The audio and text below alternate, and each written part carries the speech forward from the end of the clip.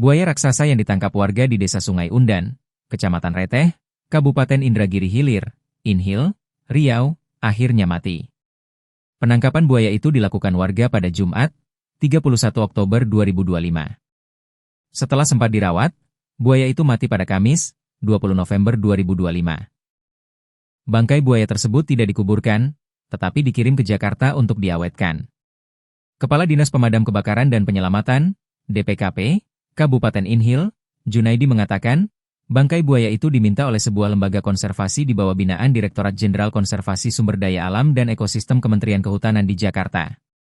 Setelah sempat dirawat, buaya itu mati pada Kamis, 20 November 2025. Namun, bangkai buaya tersebut tidak dikuburkan, tetapi dikirim ke Jakarta untuk diawetkan.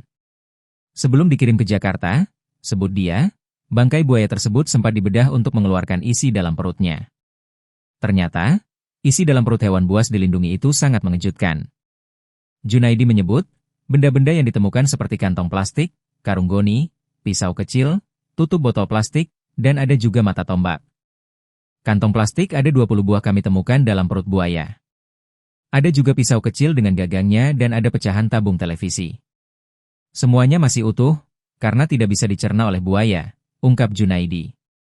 Namun, dia menyatakan tidak ditemukan tulang belulang manusia di perut buaya itu. Buaya tersebut sempat tidak mau makan sebelum mati.